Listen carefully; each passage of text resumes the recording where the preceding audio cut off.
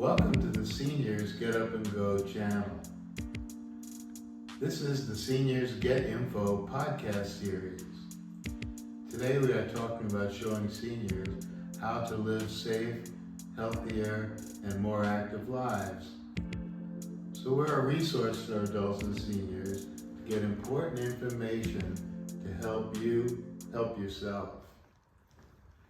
Today we're going to talk about going to the doctor, the hospital, or other medical providers and using your health insurance coverage so you can anticipate what costs you might have to pay and what you should not be paying. Most health insurance providers and insurance companies are not fraudulent. You can generally go to a healthcare center or to a healthcare provider of your choice and use your insurance with confidence. That being said, it's not always the case. You can be at risk of paying excessive charges, whether the reason is an error on the part of the provider or an intentional act by criminals who are out to steal your money.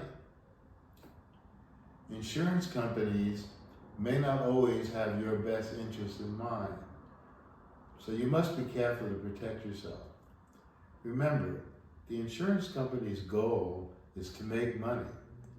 You pay a premium, and they're trying to keep as much of that premium as they can.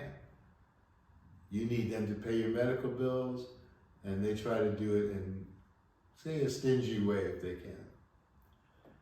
There are many insurers that are scammers who pretend they're going to pay for your medical bills, but in fact, they're only out to get your premium payment and actually not cover the medical bills as you thought they were supposed to.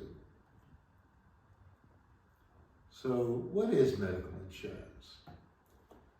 There was a day, back in the day, say the 50s, 60s, 70s, that your health insurance accepted your medical bills and the charges, the bills, were then paid for all of your care without any responsibility to you beyond the copay or the yearly deductible. Those were great days. The burden of the responsibility was between the provider and the insurance company. Unfortunately, folks, Camelot is over. Today, there is a change as to who is responsible for the medical charges, and generally the burden has shifted to you.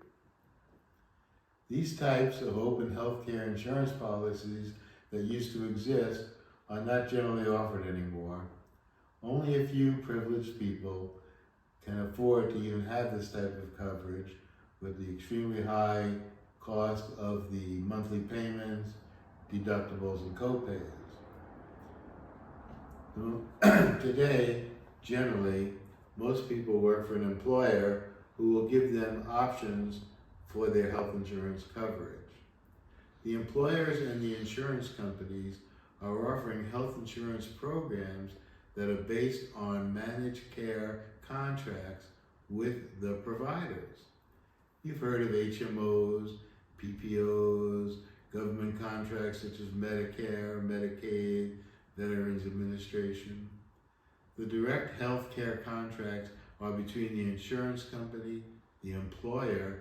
The direct health care contracts between the insurance company, the employer, and the provider create a policy with benefits that do not always cover every test, every drug, and every procedure that the doctor may order. The responsibility for your medical costs has shifted to you based on the medical insurance policy that you signed up for. The provider payment will be limited to the constraints of the policy that you are under. This was done by HMOs, PPOs, and other contracted service plans to save money. The intention is to cut benefits for payments when they disagree with what your provider may offer under the plan you are enrolled in. Because actually now, it's contract labor, it's not health insurance. you are covered for the fees and the services that your policy sets in your contract. The medical facilities and staff are generally paid a fixed monthly fee to provide your healthcare services on a medical plan that has been designed by consensus. So when the medical facility provides services that cost less than what they are paid in, they are incentivized to make more money. So understand what's happening. If they don't order excessive number of tests, if they don't use expensive pharmacology, if they hold down the number of treatments, they make more money because they're getting one fixed payment. So if they can provide the care you need for less money, then the provider makes more money. It's an incentivized plan. If you receive care, drugs, equipment that is outside of your benefit plan, then you could be held responsible for the bill. Many medical providers are not clear about coverage up front because the insurance company always has the right to review and deny a claim. So there can be costs that you are going to have to pay. The medical facility may not even know to tell you which ones because they have to wait until the insurance company makes a decision as to your benefits as well. Too often the medical provider and the insurance company will tell you something like, oh, we can't give you that information right now.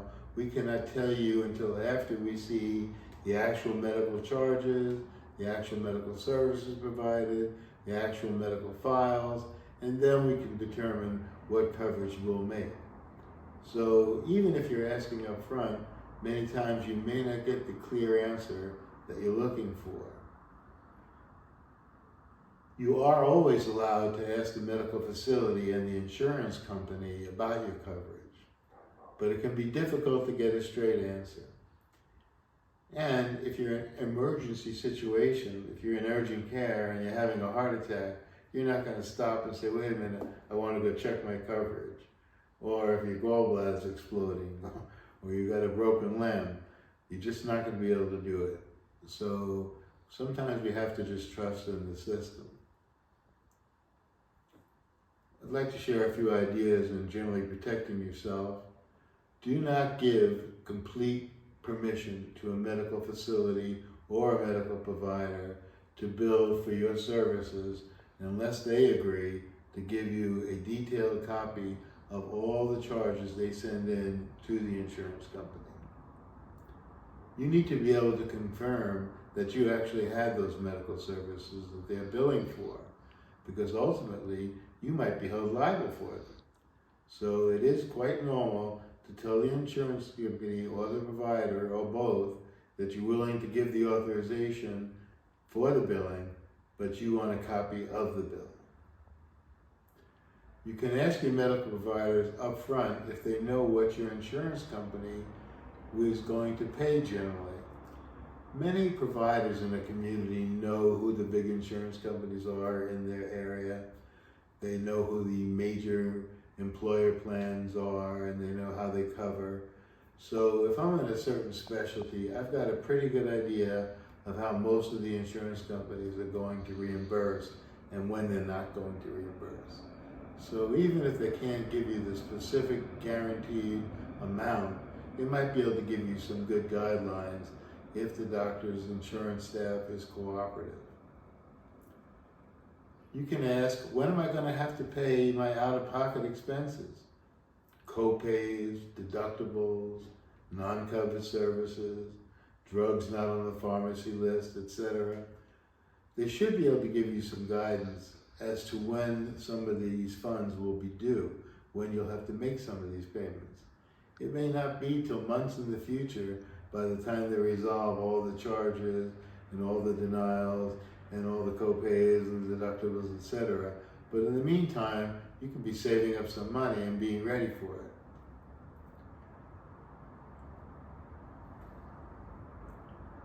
This way you can plan for what your financial exposure is and what you're going to need to pay to the facility that provided the medical service if you know your insurance company is not going to cover, or if it's outside of your policy.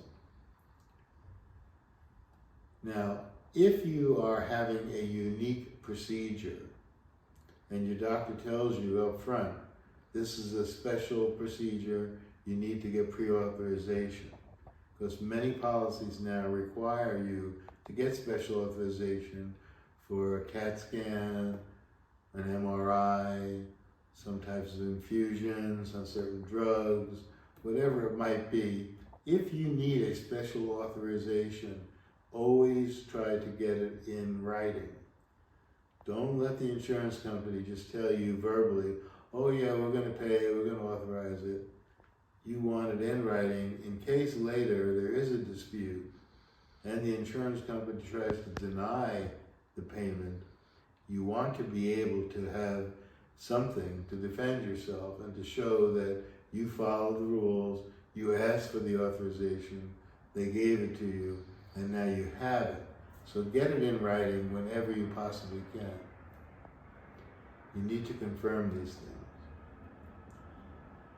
If your insurance company denies your coverage, it doesn't mean that the procedure was not medically necessary. It doesn't mean you didn't need that test or you didn't need that surgery. It only means that they're not paying because whatever it is, they're disputing is not covered by your benefit package that you bought inside your policy. So remember, it's contracted labor. You may very well need a medical procedure that they're not going to cover because you didn't buy a policy that covers that procedure. But do remember this, you do have a right to appeal. And you can appeal that denial. You'll need some help from your doctor usually to get the medical support and the documentation. But often if you have a good case and the insurance company does appeal it, you may be able to get them to honor the claim or at least pay a good portion of it. So don't be afraid to file an appeal if a certain charge is denied. Another thing to watch out for are prescription drug scams. Fraudsters place ads in newspapers, in messages and emails, claiming that they can get you prescription drugs at a big discount price. Now, normal pharmacy charges are expensive, and many older Americans are living on a budget, so if they can save money, it's a good idea. But be careful not to be tricked by this scam. Prescription drugs that are from questionable pharmacies in foreign countries, they may be less expensive, but you may be at big risk trying to save that money. It can be dangerous because often these counterfeit drugs are not made with the correct ingredients. So you'll be risking your own health, you'll be losing the money you pay out, and you won't be treating the condition that you have. The fake prescription drugs are dangerous, and they're really most of the time designed just to steal your money. Now there's also out on the internet and in the world, Medicare scams. Most seniors are eligible for Medicare, but there are some non-covered service costs, and the related paperwork for filling out those services can be complicated and difficult. You may be contacted by a fraudster who will say, oh, I can help you, Mr. Senior. I can help you fill out all that paperwork at a very low cost and get you reimbursed. But be careful. Their real goal is to get their hands on your private information, to get your Medicare number, your Social Security number, your address, your phone number, all of that, so they can go in and steal your identity and steal your life savings. So do not give out any private information to these private fraudsters offering these type of services over the internet. Almost all the time it's a scam and you don't want to lose. So don't even answer. Don't do it. Stop yourself. Don't even read it.